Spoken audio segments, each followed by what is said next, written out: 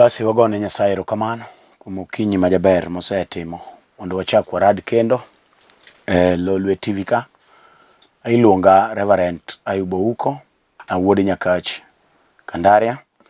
Nyasaye otimona ng'wono mar warruok momiyo kawuono oketo wach kuoma madwa nawuoye sani. Adwa nasom muma mondiki e kitabu mar Samuel mokwongo. Kitabu mar Samuel mokwongo achiel abiro somo 2 nyaka 8. Mumb Nyasaye wacho niya: ne en gi mon 2 ma nyinggi Hana gi Penina. Penina ne nigi nyithindo to Hana ne ongego. Higa ka higa ng'atni ne wuok e dalane kadhi Shilo mondo lem kendo tim misango ni Ruoth Nyasaye manyalo gik moko duto. E ndalogo noyudo ka Hofni gi Finehas yawuot Eli ne tiyo kuno ka jodolo mag Ruoth Nyasaye. Kane Elkana timo misango, nopogo migepe mag ring misango ni chiege ma Penina kod yawuote gi nyige duto. Nohero Hana, to kata kamano nomiye mana migawo achiel, nimar Ruoth Nyasaye ne ok omiye nyathi. Nyiek Hana ne chando chuny Hana malit, konyiere nikech Ruoth Nyasaye ok omiye nyathi. Wachni ne timore higa ka higa kane odhi e od Ruoth Nyasaye. Nyieke nosiko ka chande, omiyo noywak kendo nokuno chiemo. Chieng' moro Elkana chwore nopenje niya: Hana, ang'o momiyo chunyi lit kendo iywak kamano ma ok inyal kata chiemo? Donge aberni moloyo yawuowi 10? Kane gisetieko chiemo kod metho e sawo mane ni Shilo, Hana noa malo modhi ochung' e nyim Ruoth Nyasaye. To noyudo ka Eli jadolo obet e kome but dhoot hekalu mar Ruoth Nyasaye. Chuny Hana ne chandore kendo nolamo Ruoth Nyasaye koywakne malit. Nokwong'ore kowacho niya: Ruoth Nyasaye manyalo gik moko duto, ka inine chandruokna kendo ipara an jatichni ma ok wiyi owil koda, mi imiya nyathi ma wuowi, to anachiwnigo mondo obed mari ndalo duto mag ngimane, kendo mirich ok nokaw wiye. Walam Nyasaye nyalo gi teko mondo duog ni Nyasaye maduong' mar ono. Ija adiera kuom miyo waseneno kinyini. Wachni masomo obed kod teko e chuny dhako kata dichuo, oyud thuolo. Nyasaye erokamano okinyini kiyawo paro gi chuny ka wachni yudo thuolo kuomwa. Alami ka yie ne ng'ato kod ng'ato nisetimo e nying loch mar Yesu Kristo. Amen. Awacho ni luonga Reverend Ayub. An wuod Nyakach kamoro ni Kandaria. Nyasaye gi ng'wonone otimo mondo abed tung' okinyini mondo awuo kodi janeno kata jawinjo mar Lolwe. Alemo kod kanisa mar St. Meshak e piny Nairobi kama ni Kibra. Kanye ma wantie waneno gik ma Nyasaye timo. Okinyi masani Nyasaye no ora mondo awuo kodi, kendo wach kata thoro mar wach ma Ruoth chuna mondo awuoyo okinyini iluongo ni Rito Kuom Nyasaye.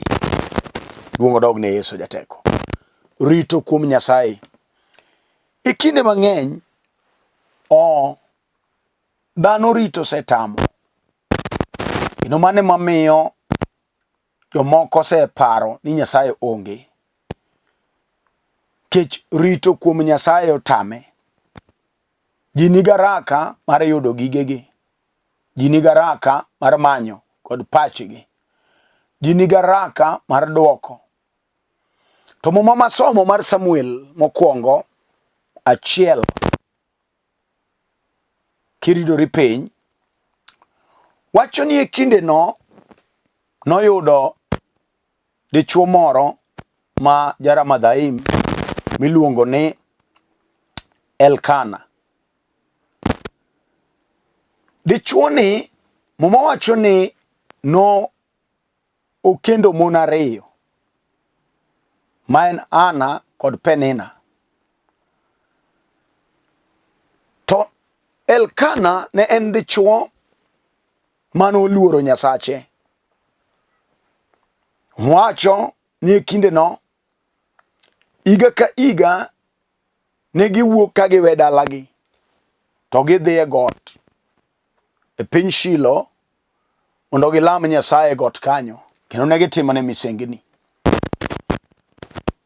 Sa ka sa mane gidhi kata higa ka higa mane gidhi, sama nosetim misango to nipogo lemo mag misango go e udi mag mon 2 go.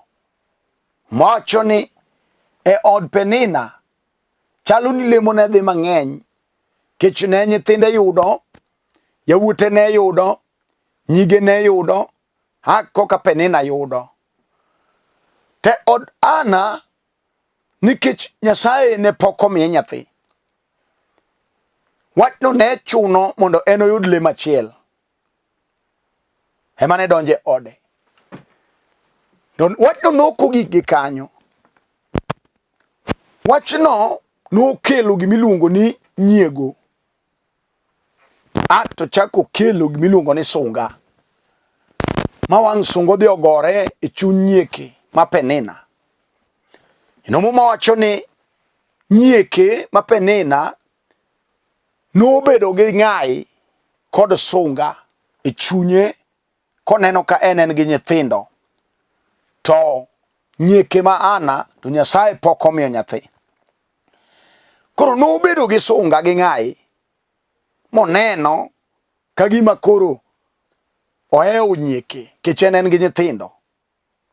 Maua mar dhako kata mar keny en nyithindo. En adier ne ka dichuo kendo to chiege ok nyuol to en chandruok maduong', en dok piny, en dok chien ne odno. Wach manyalo miyo kata nye ji oherore to hera nyalo dok piny nikech ji wuoyo. En wach mosemiyo kata mana mine wuoyi oseluongo wuodgi e ot malo kowe dhake e simba. Kineno ka higni kalo 3-4 nyathi to pod onge. Mano kata ni ber ka pesa dhako tinyalo weyi e simba ma ji go buchi e ot malo ka mama gi dau gi kwaru oluongo wuodgi. Iywa ite ipenje ni dichuo ang'o matimi ni ka osiki machamo lo nono koso ne nyuomo wuoyi wadu. Inyalo lir ite kagima chalo ni iwuoyo kode kigolo kuoyo e ite mondo chako temane kamachielo. Kechini ichamo chiemo nono, iketho chiemb wuodgi. Ma wik ma dhako nyalo winje dala moro motede kaluwore gi gima time ni nyathi onge.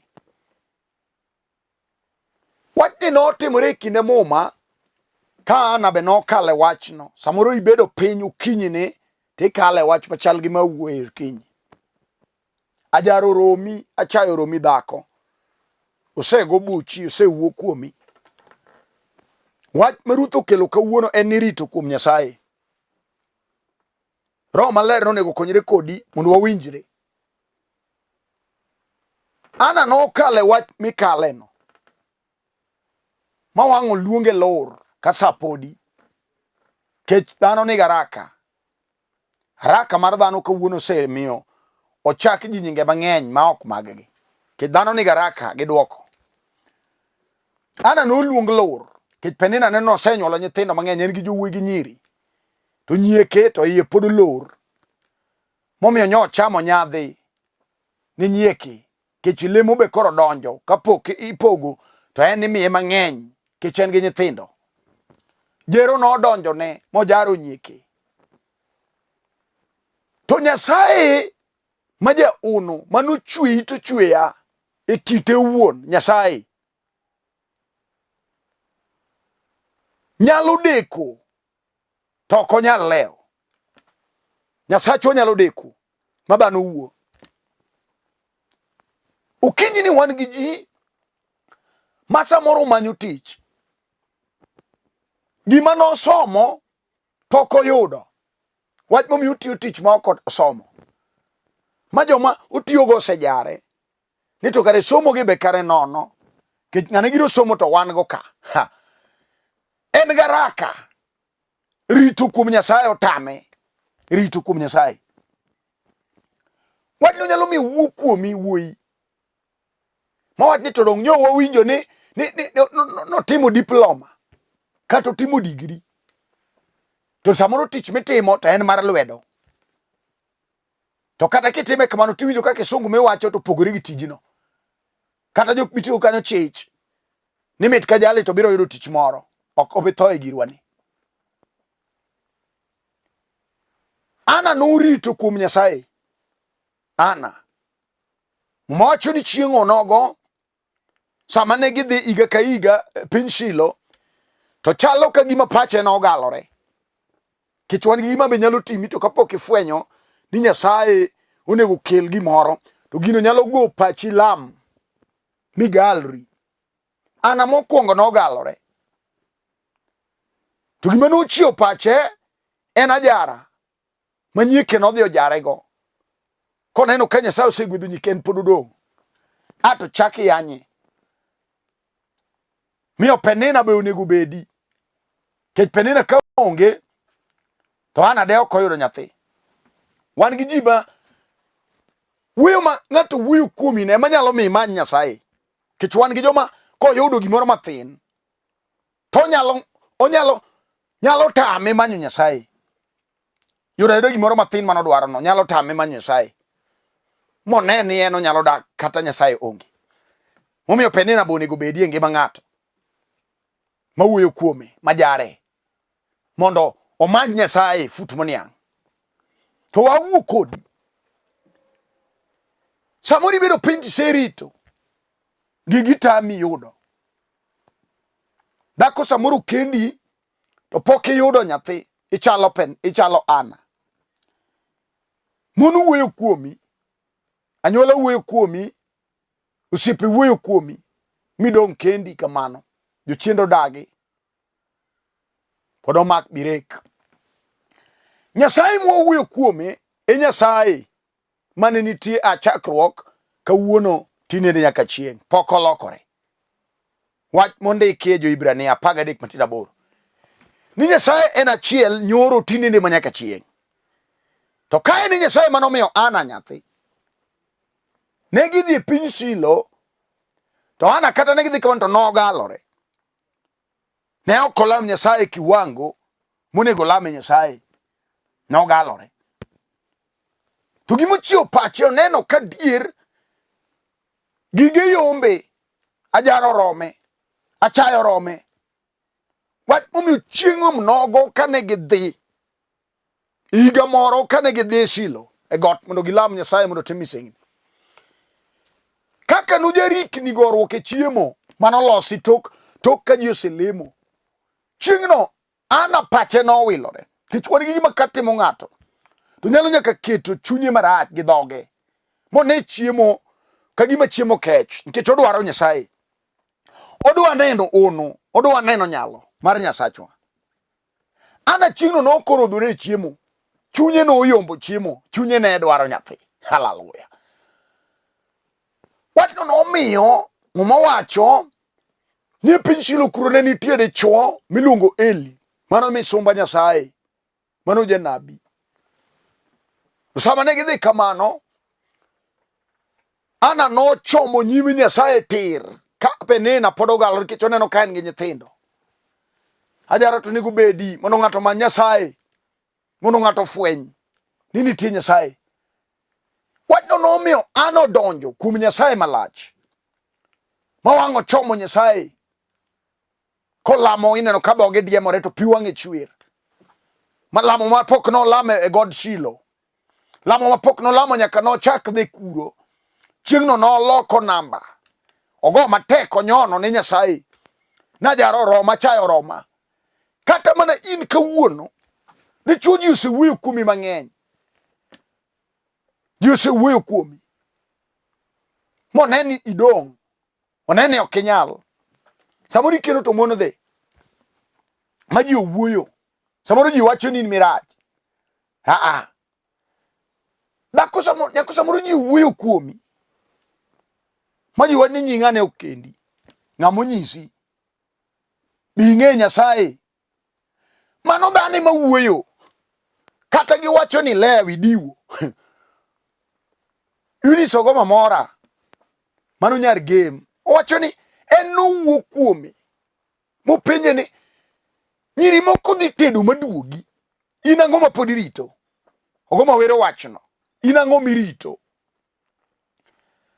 To Yunis wacho ni en norito sa Nyasaye, Rito Kuom Nyasaye.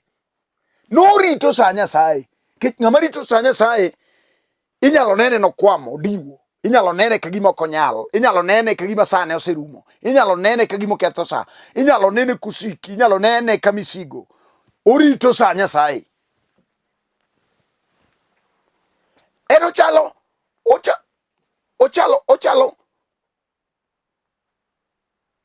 ochalo liech. Ki gima nya yudo en ni le mar wuok nyuol didek e higa. Guok nyalo nyuolo nyithindo apar. E higa guok nigi nyithindo 30. To liech nyuol dichiel kende. Liech nyuol dichiel kende higa. To ka liech onyuolo nyathi achiel, to tunge kende, tung liech kende, ema kousi to ng'iewo nyithi guogigo te ma change dong' mang'eny. Koro ng'ama rito kuom Nyasaye, mare ok bi manomol. Duong' odog ne Yesu jateko. Ng'ama rito kuom Nyasaye, mare ok bi manomol, mare nyaka bi ma abnormal. Ubiru maduong'. Ochalo liech, en oikore, higa chielo nyuol dichiel kende. Nyathine ok dipim gi nyithi guogi mosenyuol mang'eny. Kata ineno ni mbesegi oyombi sani, ineno ka gimidong' chien, mari ok bichal gi magi. Unyalo bedo achiel, to heo makate, ikalogi miluorogi. Mano ng'ama rito sa Nyasaye. Sae mosetamo rit, ma ji oneno kagima gikwamo. Jaduong' samoro osewuok kuomi, mowach kagima tichno okethoreni, ma ji onyiero. Samoro in gi kes e kot, wasigu goni siboi, ji solo nyaka pesa mondo kesno odhi ataro mari, kech idwa goruok ni piny. To Nyasaye nyalo loko gik moko ataro. Samoro osedhi higni 10, higni 30, nomailo, wach ni e kot oriyo. Ng'ama iyalogo be chalo ni nigi pesa, to in ionge pesa. Rito kuom Nyasaye. Nyasaye nyalo wila wila.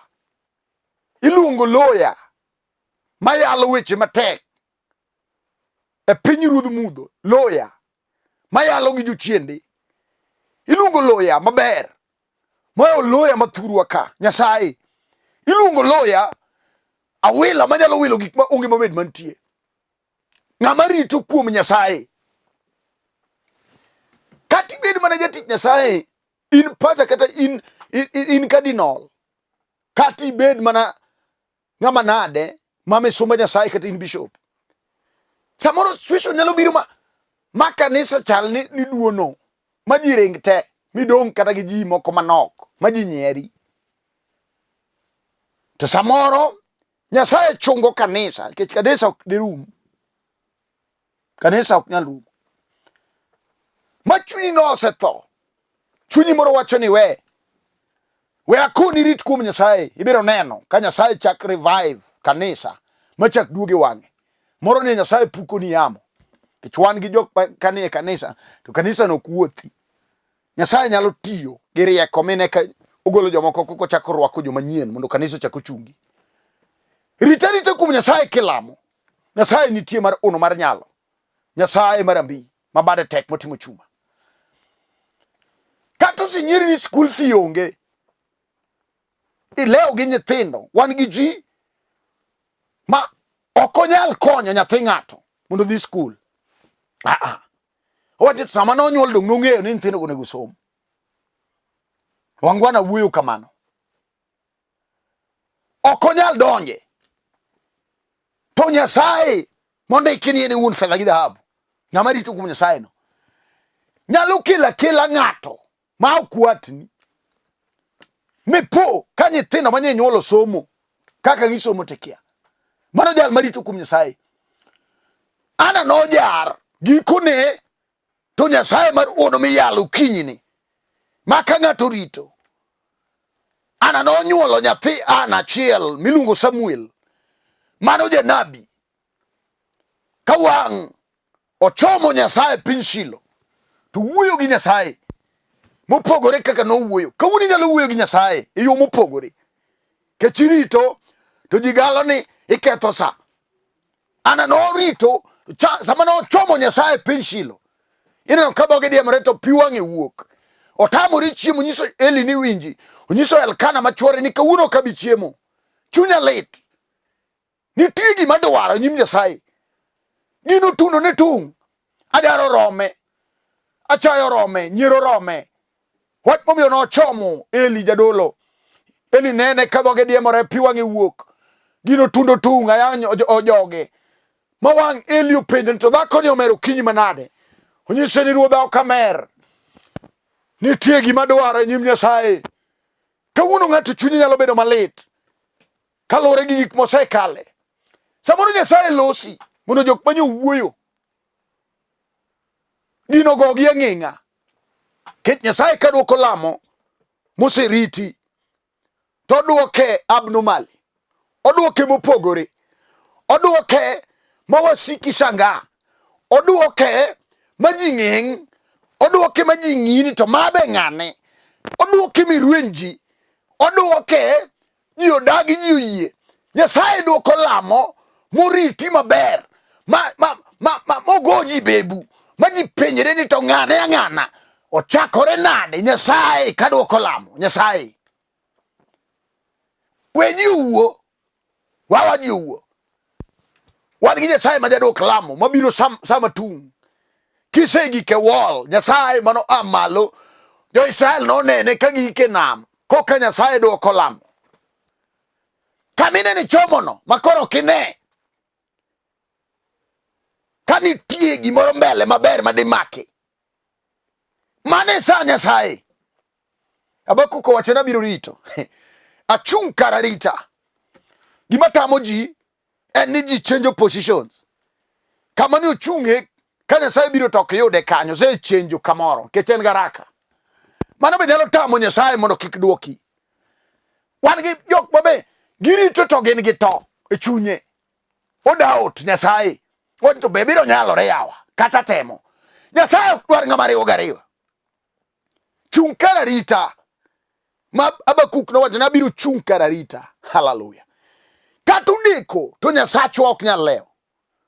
Kata budho Nyasaye ok nyal lewo. Nyasaye en ang'o miwinjo ka iserite Nyasaye to pod chunyi wuoyo kodi mondo iriti.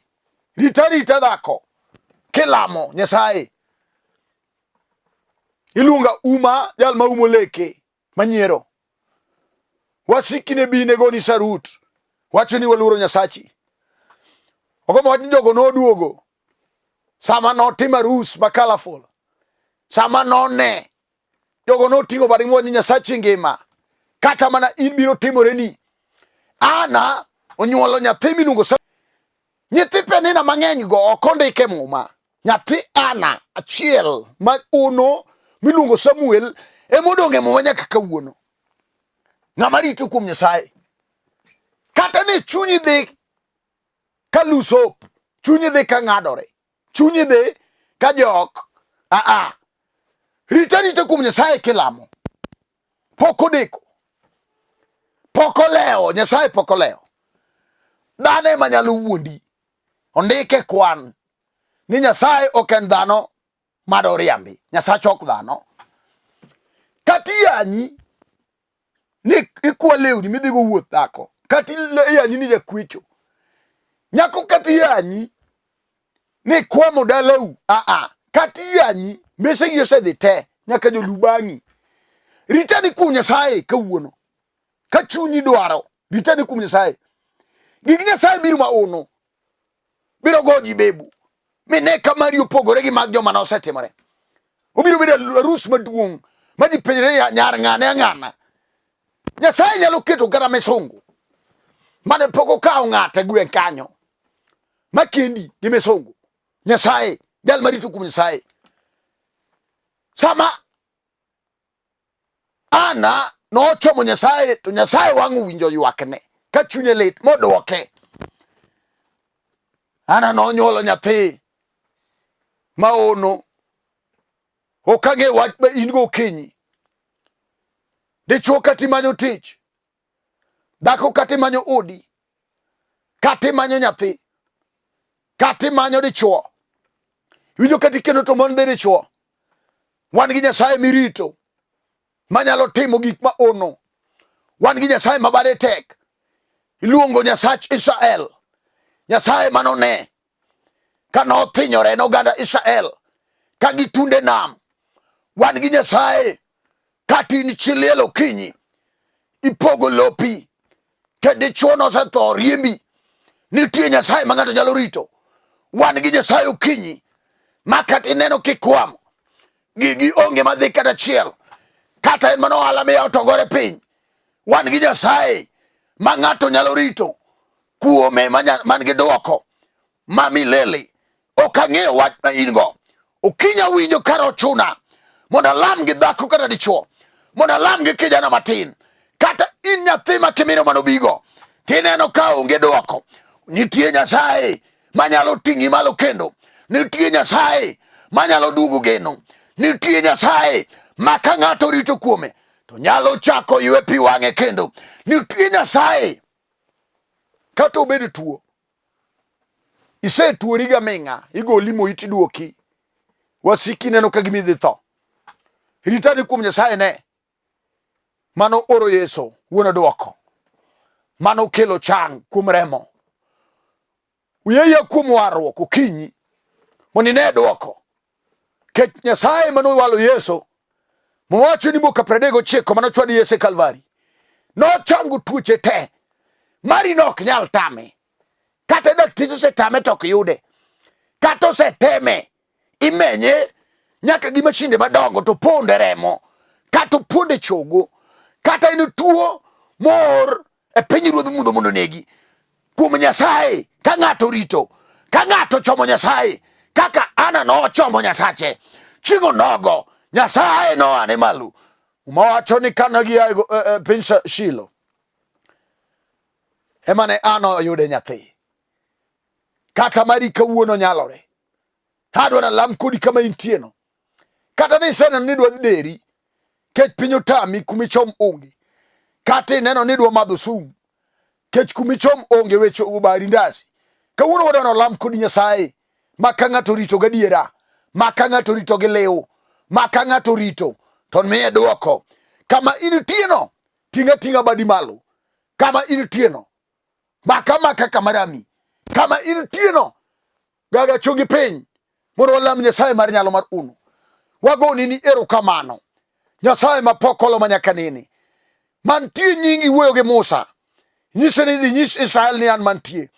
Waneni Nyasachwa kitimone Hana uno Nyasaye sama no chumi tere piny Shilo jonyiero te Nyasaye lekegi no kata kawuono mon gi Nyasaye ogo chonge piny ne dhakoni ne dichuo Nyasaye mosenyierni ne Nyasaye dichuo mosemanyo tich dhakoni dwaro ode Nyasachwa kaki Nyasaye matimo gige yor uno aserwako loch gi teko ya malo Nyasaye nyaka ne kijana matin nyaka ni jatuo mane utana mar midekreni ane malo Nyasaye kema kubadi makuro chich weo ne ng'wono gi nyalo maduong' erokamano Simba jateko asewali kokalo kuom remo mar Yesu jateko ane malo Nyasaye kelo duoko ke jomorito kuomi ne pok wigi okuot nyaka nini jomarito kuomi ne poko ogoyamo jomarito kuomi ne poko nyier milele timnegi ng'wono sani